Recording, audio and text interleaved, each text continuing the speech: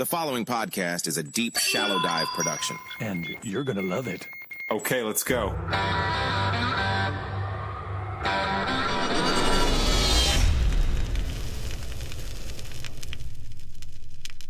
All right, so before we get started, I have to give you a shout out. And the shout out is I've said your name like 100 times on the podcast ever since our episode together, because every time I delineate between a liberal and a leftist, I say, thanks, Greg Stoker.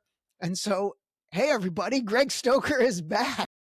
Well, glad to be here as the dirty leftist political ambassador to talk shit on liberals. Yeah, thanks for having me. absolutely. I love it. The dirty leftist political ambassador talking shit on liberals and conservatives, which we realize now are one and the same. So, all right, listen, today's going to be great because normally when I bring a guest on, we're talking about something from the past or whatever. But today I've got a guest and we're literally going to talk about exactly what's going on right now. And that's the LA riots with these ICE riots. I want to get your opinion on Palantir and all of, the surveillance things that feel like the Patriot Act is coming back, digital version 2.0. And then I really want to get you to help us understand what I'm seeing, which is they're trying to mesh the Palestinian movement with this Mexican anti-immigration movement and almost turn it into one. So why don't we start with the LA ICE raids? I mean, give us your thoughts.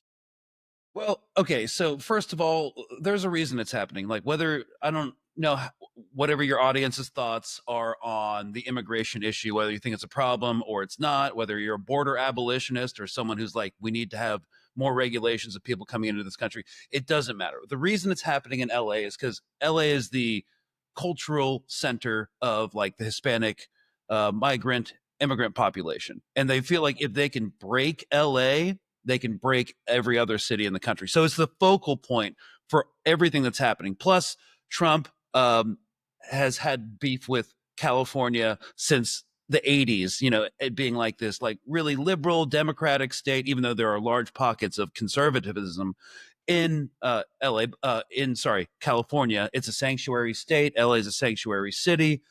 The MAGA and the conservative base hate the neoliberal Democratic Party that runs California, which I do too. I get it, Yeah. But that's why it's being focused on there. I mean, there's also, I live in Texas. It's a border state. There's also a bunch of other ICE activities, but there's not the same focus because Greg Abbott is an ally of Trump. Texas is a more conservative state. So you're not going to see the same type of policing like this. So they're trying to ratchet down on force. And it's not really going to work. That's the big takeaway. And it's driving people from like the left of the political spectrum and the right to be like, hey, this kind of looks like authoritarianism in conjunction with his military parade that's happening for the first time for a U.S. president in honor of his big boy Mussolini birthday is having a military parade. I'm in D.C. right now. We've just watched an entire armored brigade get rolled in on trucks from Texas. They're laying steel plates down along the streets because, tanks crush sewage pipes. They tear up asphalt and concrete. So they're laying down metal plates for his military parade. And people on both sides, all parts of the political spectrum are like, this looks troubling. This is bad. Maybe we should start getting involved before it's too late. I really didn't even know what's going on with his birthday parade. So he's throwing a military birthday for himself. I mean, he says it's for the Army's birthday, but no, it's for him. And he said today, it was on Fox News in the Oval Office, if there's any protests, we're going to come down with, quote, very big force. So, of course, I'm here in D.C. with a bunch of other veterans organizations who are like bipartisan, apolitical, generally just deal with veterans issues, and an authoritarian takeover is a veterans issue. So we're here to experience the big force. But yeah, it's all part, what we're seeing now, Palestine, ICE, military parades is all part of the same system. Yeah, I think so too. Let me ask you this. So Trump federalizing the National Guard in California, to me, it seemed like like he pulled the trigger so fast on that it felt like it was premeditated and done for the wrong reasons. Like he shouldn't have done that, right? There was no reason to. Well, yeah, it's generally okay. So, like when natty guard troops are federalized, they have different like operational parameters than when they're called in by the governor on a state level. So, yeah, they're actually kind of really, unless he calls in the Insurrection Act, they're actually have their hands tied. Like beyond like guarding federal property, they can't really do much. So they wanted a big round number of 2,000 troops, right? And of course, I've got buddies on the ground in LA who I'm talking to is like only 300 of those 2,000 troops are deployed because they're really limited in what they can do right now. So, like, you got 1,700 dudes just laying in an abandoned gymnasium doing nothing because, they really didn't have orders. They don't really know what That's they're interesting. doing. Yeah. So when he federalizes the National Guard, they can only do things to protect federal buildings and federal related things. Is it possible that he did that so they can't be out there and then they let the mayhem, I guess, ensue a little bit more? Like to me, it almost feels like the 2020 BLM playbook, but now it's the red GOP version. What are your thoughts on that? Okay, well, first of all, it's a show of force. He's doing it just to do it. Like 2,000 guys aren't going to make a difference because all of LA is up in arms. There aren't enough cops and there aren't enough troops to send. And 2,000 National Guard, like, brigade size element getting mobilized, like that's a significant force. There's not the reason it's 2,000 is they can't mobilize more than 2,000. I live in Texas. The Texas National Guard, when they mobilize 3,000 people to the border, it's a logistical nightmare for the Guard. And Okay. because there's just not a lot of natty Guard troops, even in big states like Texas and California, which is one of the reasons why they're sending a frigging Marine battalion, 500 Marines. And if there's one thing I know about Marine infantry battalions is they're really good at de-escalating the situation. So this thing's getting really out of hand. It's confused. I know for a fact that like all the military commanders that are involved in this are like, what are we doing? What's our guidance? What are our orders? And so this is why this kind of crackdown that's happening in LA is not going to work. And they're actually really scared about it because they realize that there's just not enough cops and there's not enough soldiers. And every time there's an uprising, that's been one historical truth through the entire history of human civilization. There's never enough soldiers to put down a popular uprising. And so they can't even handle LA. What if the rest of the country explodes? So I guess the corollary to like BLM, it does kind of remind me of that, with the exception of it's way more intersectional than BLM was. It involves a couple of different issues and activist groups outside of the Black Lives Matter movement, but this one is completely different. You got environmentalists taking to the streets. You've got the Palestine crowd showing up. You've got the Stop Cop City crowd showing up.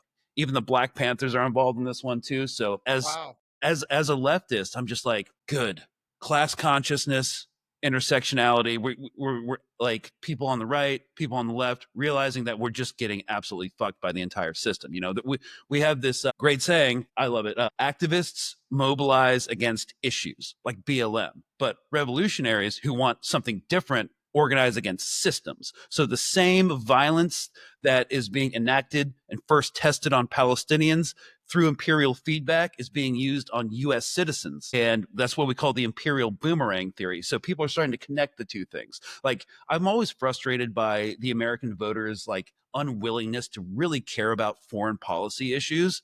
But now people are starting to make the connection. It's like, wow, now that we've allowed Israel to do a genocide and shoot journalists without any compunction, we're now seeing like cops literally just shooting journalists with rubber bullets because they're journalists. Like, we allow this impunity to happen overseas, of course it's going to come back home to roost. And so people are starting, there's kind of like this intersectionality happening, and it's really cool.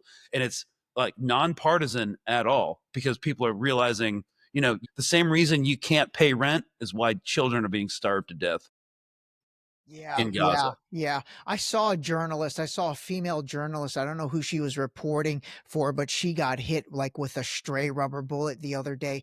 Well, it I wasn't a think stray. No, no. it wasn't a stray. If you examine the footage, cop lined up the sights and intentionally shot at her. Man, wow. Yeah. Okay, okay. And that I when I think talk in about impunity against journalists, it's like Israel's yeah, really set the standard that's empowered all these cops, many of whom were trained by the IDF to like act like they have been acting. So now it's going to happen to US citizens. Of course, not as blatantly, but it's only going to get worse for us. Yeah, yeah. So you made a great point earlier about Los Angeles obviously being the mecca and hub for the Hispanic and really the Mexican community. I mean, it's huge out here. So you think they did this on purpose? They did the ICE raids in LA on purpose to I guess test it out, or what do you think? Well, to test it out, but also to wage war on the Democratic establishment. Okay, okay. Because like California is a big bastion of the liberal ruling corrupt elites. Yeah, And I'd be all for that if, the Republican Party wasn't as equally corrupt and part of the yeah, same yeah, like yeah. fascist system. So that's another reason too. Waging war on Okay, the Dems, liberal okay. tiers, etc. Okay, okay. All right, let's equate, well, not equate, but talk about how this is related to kind of what's going on with Palantir and this surveillance database, using artificial intelligence to link all the government agencies. And really, Palantir seems to be at the epicenter of this. And with Palantir, you've got so many points of contact in terms of Peter Thiel. Peter Thiel and Elon Musk are, former PayPal founders. They're good friends. So let's talk about Palantir, and then I want to talk about Musk and Trump and whether you think that was fake.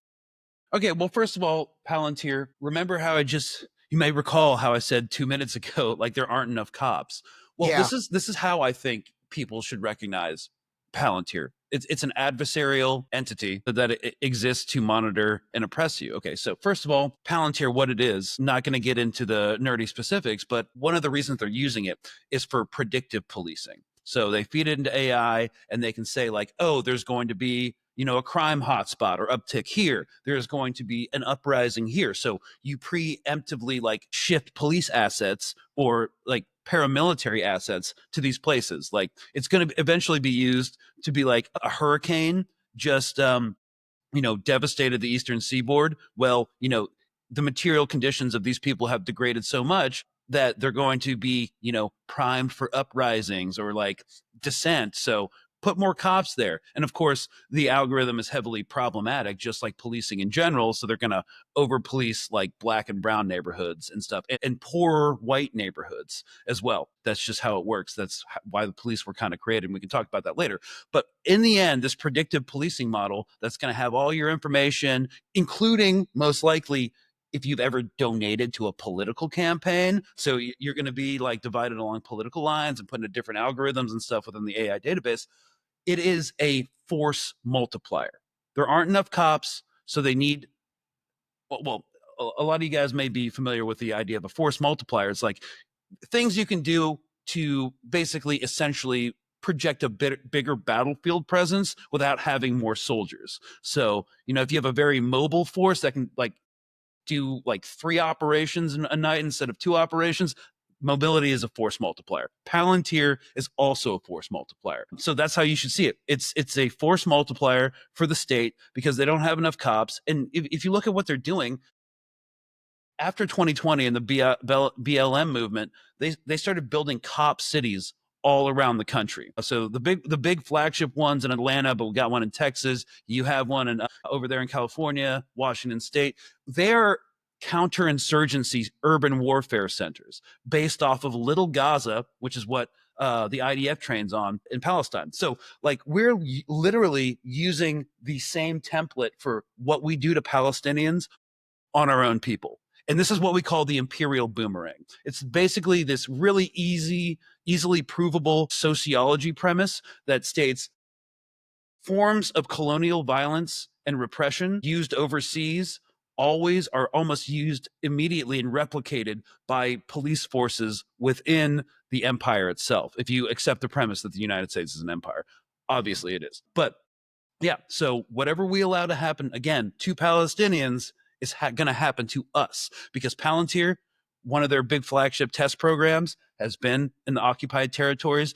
They've developed these, Peter Thiel and Alex Karp have basically spearheaded these AI targeting algorithms called like the Gospel and Lavender that's used to kill a bunch of Palestinians. This Elbit Systems surveillance tech that's used along the apartheid wall is now monitoring Native American reservations on US soil. So it always comes back to us. And people are starting to realize, both within like the ICE abolitionist movement and the pro-Palestine movement, it's like, oh my God, this is all very connected. So we're seeing a lot of intersectionality happening. And it's not a left-right versus issue. It's not a left-right issue.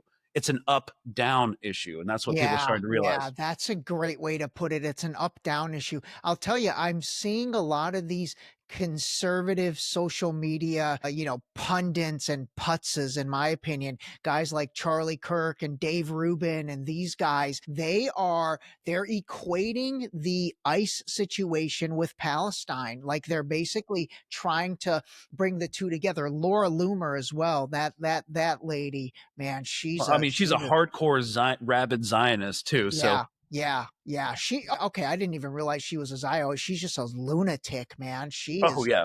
out of control. But I see them, it's almost like I don't know. I'm trying to figure out what their end game is. Is it another like are they trying to fire up the neocon 2001 9/11 playbook where it's another war on terror, and are they trying to make this Christians versus Muslims, or is it even bigger than that? It's completely bigger than that. It's basically what these shills are doing, like Laura Loomer, Charlie Kirk. They basically sold out the American people Yeah, through yeah, through through their information operations, because the entire premise of the MAGA movement was like America first.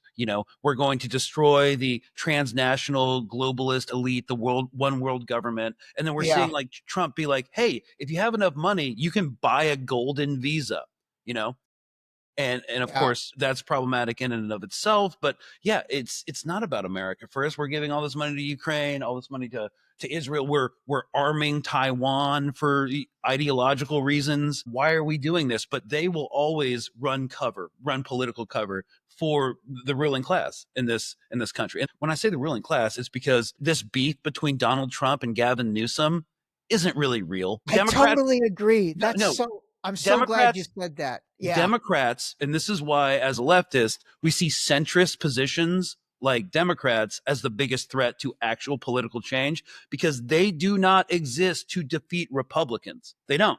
That's why right now, a centrist Democrat is a 2001 era Bush Republican, because it keeps going further and further right politically. And whether or not you agree with like some of the social issues, it doesn't matter. They exist not to defeat Republicans. They exist to block actual left political movements from access to political power. Because the left's position is, we need our tax money spent on social programs for all Americans. Let's get some universal health care. Let's get a actual rail system so we don't have to drive cars everywhere in, just like really basic social yeah, programs, and instead of like imperial war. And Democrats are always going to be against that, because they have the same class, the donor class that contributes to the Democratic Party also contributes to Republicans. It's just like AIPAC is not the only lobby that plays both sides. One of the biggest donors is the real estate lobby, the military industrial complex. And that's why we call the Democrats a right wing party, because left right politics isn't about social issues. Right is like, do you believe that capitalism is the best economic system, or do you prefer socialism or other alternatives to capitalism? But they will always serve the people who have money, and that's why they're the same party essentially, with yeah, differences over gender neutral bathrooms, which yeah. Democrats will fold on every time. Now they're giving up trans rights because they're shifting further to the right. So yeah, basically, sorry, that's my large spiel about it. And I'm No, so no, fucking I like it, sick and of it's these Gavin Newsom right wing fucking politicians pretending to put up a fight against Trump. No, you're not. You guys hang out at the same dinner parties. What are you talking about? yeah, yeah. I just talked the other day about how Gavin Newsom was married to Kimberly Guilfoyle, and then they got divorced, and then she got engaged to Donald Trump Jr. for 3 years. So Mhm. they do run in those same circles. Let me crystallize something for myself and my audience. So when you talk about leftist and you being a leftist and the leftist policies, you're still considered a Democrat, though, right? Like, would you still consider leftist as a Democrat? You cannot be a leftist and be associated with the Democratic Party in any way. We see them as a bigger threat than right wing conservative fascists. Okay. Because again, They basically make promises to working class people, soak up their vote, soak up their political power with promises that will never be realized. So this is why Bernie Sanders goes on like an fight the oligarchy tour with AOC and be like, we're going to fight for you and we're going to run for president on a joint ticket. And literally that movement, that media tour that they did is already dead. It's Yeah. already dead Yeah. because they exist as controlled opposition to actually block progressive political movements, which again, it's not about social issues. It's about the economic system. Would you Yeah. have So considered Bernie leftist in 2016? Like the Bernie Bros movement was I'll say this. It was the closest thing we've ever had to a left-wing political movement since the 60s. okay. Okay. Or 70s. But technically, no. But again, because he is he's fundamentally a Democrat. Yeah. The Democratic Party threw him under the bus and gave it to Hillary Clinton because she Yeah. was an establishment capitalist Dem, you Yeah. know. So yeah, and ever since then, the Democratic Party broke Bernie, and now he's controlled opposition again as the progressive candidate, but he's not because he'll always be on the liberal Zionist bullshit, apologizing for genocide, supporting wars reluctantly. That's basically the Okay. shtick of the Democratic Party. Is there any politician right now that you would consider a leftist or somebody that you would back? Yeah, I'm a huge great friends with Butch Ware, who's the Green Party Okay. candidate Okay. in the gubernatorial race for California, who's going to challenge Gavin Newsom. Okay. Okay. All right. All right. So Butch as a Green Party. Okay, I got it. So I need to separate leftist from Democrat in my mind. Please Okay. do. Okay. Okay. You got it. Because the centrist Dems actually voiced this really debunked, stupid social theory. It's called the horseshoe theory. If you go to the right or you go too far to the left, you end up meeting in the middle, or like kind of like coming together like a horseshoe. It's basically like political theory for like adult children. It doesn't even make sense, but yeah. So Okay. yeah, Okay. That makes sense. All right. You know what, man? I might need you to hook me up with Butch. I'd like to have him on. Did he'll you like definitely go on. Did you like Jill Stein then? Do you what are your thoughts on her? I don't know. I always had weird vibes from her. I couldn't place my finger on it. She's been an establishment Green Party figure forever. I understand a lot of criticisms about her, but Yeah. no, I when she was running on the Green Party ticket, I didn't endorse their ticket, Okay. their campaign, even though it was closest to the political Yeah. positions that I'd like to see realized in this country. But not necessarily a fan or a detractor of Jill Stein, but yeah, I personally endorse Butch Ware for sure. Dude, I love that you said that because that's exactly how I feel about her. Like something's always been I like Butch. I liked Butch from the beginning, even before she picked him. But with Jill Stein, something always was off. Like she just gave me grifter vibes, and like every 4 years she pops out of nowhere and then jumps onto the topic du jour, this time being Palestine, and she really seemed to drive that. So I felt like she was totally off. What do you think of Thomas Massey? I mean, I respect his political consistency. Okay. Okay. And, I don't really know too much about him because, again, I mostly beef with Democrats. But Yeah. no, he's been politically consistent. He seems morally principled and, not a slave to corporate interests, which Okay. is Yeah. refreshing. So Yeah. It I'm actually going to absolutely be is. looking more into him because, I'm trying to build like more political alliances with more traditionally like anti-authoritarian conservative people. And Yeah. he seems like a really good like touchstone for that. I would tell you personally, the two guys in the Republican Party that I think you should build a relationship with is Massey and then Rand Paul. I I mean, think Rand Paul's been consistent. He's never he flipped has. his position. He He's has. not a He has. grifter. Absolutely. He's not a grifter at all. And then Ron Paul is solid as well. Okay, we've talked all about okay, with the ICE stuff in LA, you think this is gonna get worse? Like, is Yeah, yeah. this gonna it's gonna get yeah, I think so too. No, I think if the Trump's military parade gets disrupted, wink Yeah. wink, not gonna I think it's gonna be a big temper tantrum thing. And the more and more that they feel like they're losing control of the situation, Yeah. the more they're going to try to ramp down on violence. Yeah. And I'm actually surprised it hasn't been worse because Republican administrations are generally more trigger happy with the cops.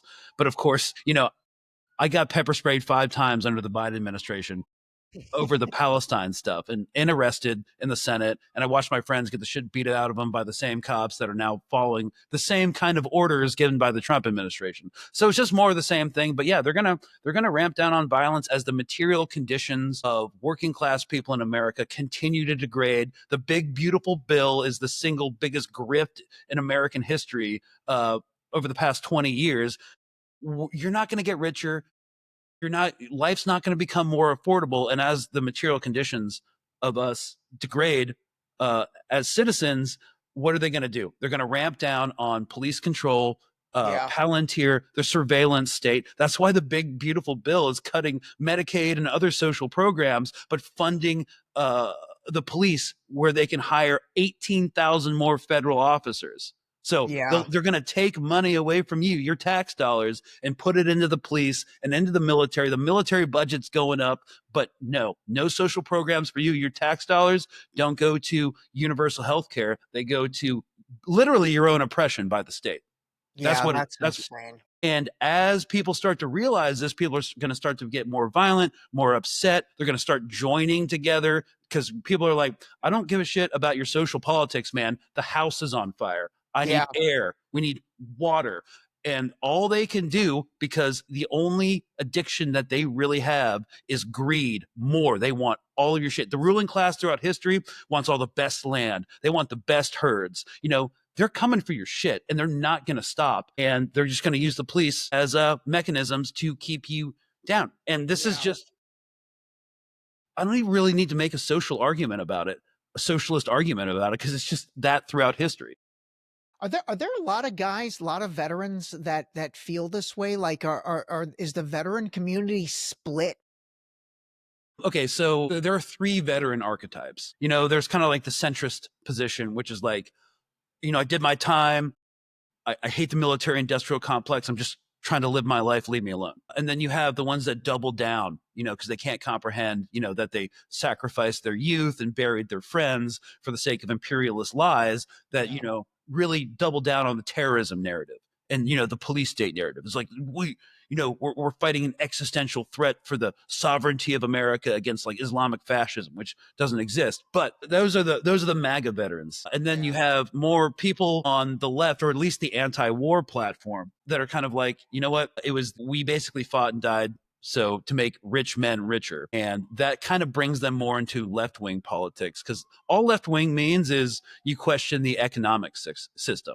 It's not necessarily about like trans rights or whatever. It's inherently about the economics system that sent us to war for extractive oil and other minerals and, strategic dominance. So I guess, you've got the ones on the authoritarian right that love the boot, love licking it, love, slurping up all the bubbles. And then you have more left-wing politics in the veteran community. And of course, there's centrists. I mean, I know a lot of like Democratic voters that are going to show up to the veterans protest just because they're like, hey, shouldn't have an authoritarian North Korean military parade down Independence Avenue in DC. But yeah, it's a whole spectrum. But those are kind of like the 3 archetypes, I'd say. Okay.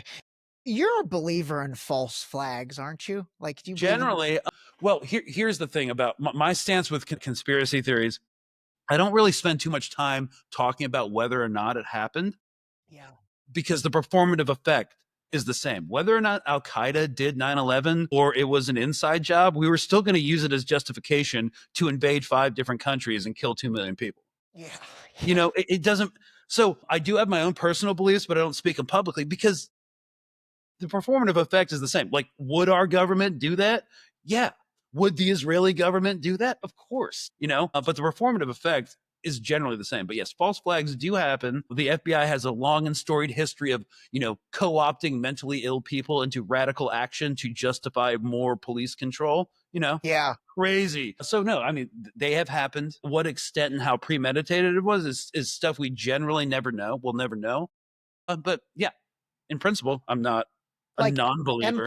the MK Ultra and all that stuff? I mean, That's legit stuff, right? Like what you Yeah. just said about co-opting people, like messing with their mental state of mind to do things. I Yeah, mean, I mean, that that was the whole premise of COINTELPRO, the FBI, the joint FBI and CIA program to break activism during the time of the Vietnam War.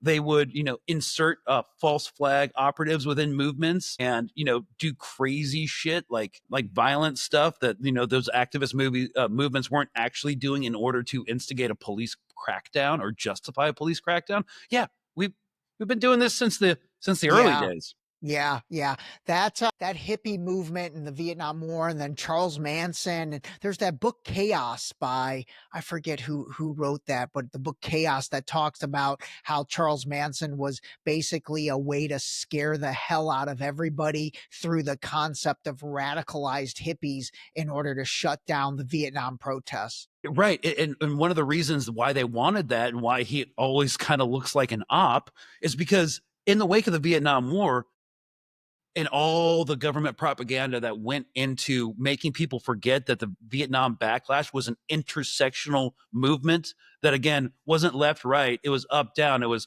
workers unions, like Marxist Leninist Black Panthers, conservative men who are like, why can't I send my son to college, why does he have to go die for like the rich man's war? But they all made this like in an overlap with like the civil rights movement and like the environmental movement and stuff like that, and it was completely intersectional across America. And that was why it was such a threat to the ruling class. And so that's why all of this union busting happened, because unions were shutting down weapons factories, merchant marine ships sending weapons to Vietnam were having mutinies aboard it. So break the powers of workers unions after that. Also do a bunch of revisionist propaganda to blame it all on the hippies who were crazy, like Charles Manson. Don't talk about how it was an intersectional movement across all of America, because that's what they don't want. They want to separate, to create, this culture war between like the left and the right. There's no war but class war. Okay.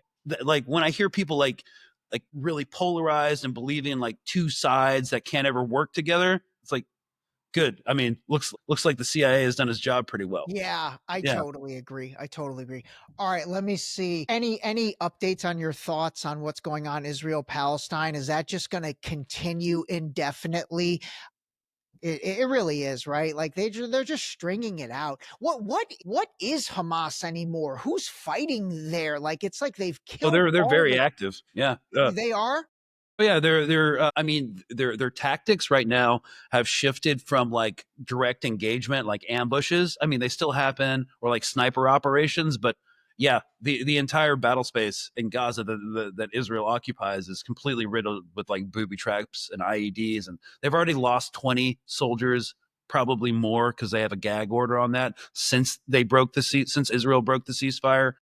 So yeah, and also according to the Office of the Director of National Intelligence, our own reporting, Hamas has basically reconstituted itself in terms of numbers, like back to an October 6th stance, because Israel has killed so many families that they've created a whole new acronym called Wounded Child No Surviving Families. So yeah, Hamas has plenty of recruits and they're still active. So Israel basically can't win unless they kill kill or displace every person in Gaza, which is what they're trying to do. And now it's bald face. And what's kind of shocking to me, like I knew how bad the evil empire was, having fought for it, but I thought like this level of brutality existed like in the history books, like the genocides that were responsible, that they happened in a bygone time, in the before times, but now it's happening in real time. I was like, wow, we really haven't changed. There's nothing we won't take or kill in order to make the rich people richer, because that's what Yeah, it is. I agree, man. I agree.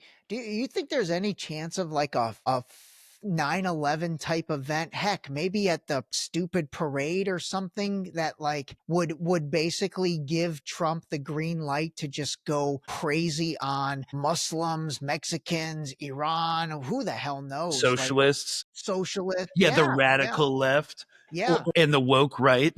I guess they're calling the people on the right who criticize like putting Israel first woke now. They're Uh, calling those guys woke now. That's yeah, hilarious. yeah. So it's a whole thing. The ideological fragmentation that's happening right now is pretty crazy. I will say, if there is some massive attack at the military parade, Yeah. I'm going to be like, I'm generally not like a false flag guy until I have like something that skeezes me out, but instantly I'm just gonna be like, yeah, okay. Saw that coming. Yeah. Exactly, man. Exactly. All right. Anything else, man? I know you're pressed for time. Anything else you want to talk about? Oh, let me ask you one No, I thing. got plenty of time if you want to keep this Okay, going. So let me ask you one thing. And you don't have to answer if you don't want to, and I can always cut it out. But what's the deal with Scott Ritter? you saw that spicy? I did. I Yeah. did. I was like, God damn, he got zesty on Scott Ritter. Yeah, because he put this post out after, that very bizarre attack on the two Israeli junior diplomats in Yeah. DC. Was it like 3 weeks ago, 4 weeks Yeah. ago? Yep. Yeah, he said he basically was condemning that act of violence. And I'd have to pull up the whole tweet because of course it wasn't, yeah, I mean, but he's like, now we've lost all chance for peace. And he's obsessed with this term peace. But we don't believe in the term peace. We believe in the term justice, because what is peace? Peace is violence inherent to the system. Peace is everyone's just quiet enough while we tax you more, take all your shit, deny you health care so you just die. Yeah. I mean, so we don't talk about, like, peace is about maintaining the violence of the status quo, and just not questioning it. So his obsession with peace, it basically makes it impossible for him to engage with real issues in a meaningful way, to address the underlying currents and reasons why this is happening in the first place. And so when you say, like, we want peace in Palestine, peace means occupation. Peace means ethnic cleansing. Yeah. Peace means, all the things that they were doing before October 7th, just the Palestinians aren't fighting back. Yeah, Yeah. exactly. I'm surprised he would even say that, because the concept of having peace goes directly against what the military industrial complex is all about, which is not having peace and having a boogeyman and having an enemy and having a reason to get, Yeah. 800 billion to $1 trillion in the budget. Yeah. Like, they don't want that to go away. Yeah. Mike Ferner, Vietnam veteran, one of the founders of Veterans for Peace, says, we are run by madmen arsonists who start fires across the globe to enrich their corporate masters. Mm. Yeah. Dude, that's pretty solid. That's pretty solid. Is that the guy that went off on George W? No, that's Mike Prisner. Is there No, a guy? that's Mike Preisner. Yeah. Mike Preisner. Okay, Yeah. yeah, that was a great speech. All right, listen, Another man. dirty leftist. Yeah, these dirty leftists, dude. I'm kind of getting down with the dirty leftists. Well, now I mean, again, what I try to explain to people is, like, we basically agree in the same stuff, and one of our favorite quotes is, you go far enough left, you stop becoming a liberal, and you get your guns back too. Yeah, So that's also totally. fun. I've just been always trying to, like, figure out, I guess, famous or popular people that I could use as a reference for leftist. I'm trying to think, like, who. Okay, so Mike Preisner, you brought him up. He's married to Abby Martin, and they both run the Empire Files, and Okay. it's a great leftist podcast that Okay, deals with, yeah. like, I love Abby. anti-imperial. Yeah. Abby's a beast, man. She is a beast. She goes at it. What do you think of guys, the guys from the Young Turks, like Cenk Uygur and then Anna Kasparian? Like, what are your thoughts on them? They've gone straight on the grift status. Interesting. No, I mean, Shank he's a centrist. Sometimes he says some actual progressive things, but at the end of the day, he's just trying to make money, which is cool. You have to have it to survive, but also, I don't really deal with them. I stopped listening to them years ago when they started. I don't know. And then Anna Kasparian, she's gone, like, into MAGA land in order to attract more voters, and we kind of have this joke, like, the more blonde her hair gets, the more conservative her politics. But That's funny. That's yeah. funny. And of course, not conservative, like, in a good way where you actually, like, want to limit government and stuff like that. In the grifter way. Yeah. I mean, yeah, Abby, Empire Files is a great reference. Obviously, my podcast is a pretty good reference too. Your podcast is solid. Who's the guy that you do that with? Mark? Is that Mark Wayne? Yeah. Okay. Yeah. What's his background? He grew up as a really far right wing Christian evangelical Zionist. He My goodness. actually studied in Israel, and now he's a black flag anarchist. And what that means in terms of left-wing politics, it means you're like an anti-authoritarian socialist. Where Wow. and we beef a lot with the hardcore like authoritarian communists who are like, Stalin didn't go far enough. So there's a lot of ideological infighting on the left. But anyways, that's Mark's background. Okay. Do you know that guy Daryl Cooper? I think I follow him. Like Joe Rogan's had him on, and then Tucker Carlson had him on. He's got some really, I mean, he's supposed to do incredibly in-depth stuff. And then like, he's got some really interesting thoughts on World War II and how World War II, actually, I'd love to get your thoughts on World War II and whether that was like another situation that quite frankly was so different than what our history books have taught. The perfect example being Churchill is not a good guy. Churchill probably was like the worst of the bunch, and he goes down that path and a few others. Do you have any thoughts on World War II? Well, I mean, look, Winston Churchill was one of the most beloved figures in British politics during World War II. He was an absolute piece of shit. Okay, so that's right. Exactly. The fact that he was so beloved is why nowadays my red flag goes up and be like, okay, that could be shady. Well, he was incredibly he grew up fighting in northwestern India against the Pathans, which are essentially the Pashtun tribes, and he hated Hindus, incredibly racist against them. So basically, my favorite Winston Churchill quote, which just basically proves he's a massive piece of shit. He diverted all of this food from Bengal, which is like one of the bread baskets of India, East India, to the European front to feed, the war effort. And of course, there was a massive famine where about like 10 million people died because they were taking all the food from India. And when he was told that there was a famine in Bengal, he's like, famine in Bengal? Then why isn't Gandhi dead yet? Because Gandhi was a massive problem. So yeah. Anyways, Winston Churchill, great guy. He's a huge dick.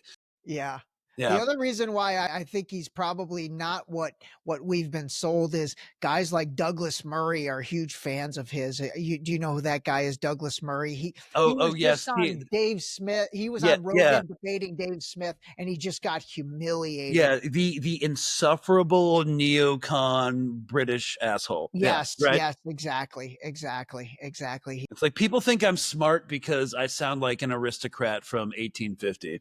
Yeah, exactly. All right, man. Good stuff, brother. Good stuff. All right. Keep us posted on what's going on. I will put your podcast and your Instagram in the show links because I think everybody needs to follow you because I thoroughly enjoy it. Oh, thank you so much. It's always great to be on. And I guess we can check in another few months and see what other insanity is going on if you ever need a left-wing ambassador. You're like my official left guy. I've got a left guy. Yeah. All right, everybody. Keep calling a spade like Greg Stoker does. Colonial Podcast. I'm going to put everything there. And Colonial Outcasts. What's the name of it again?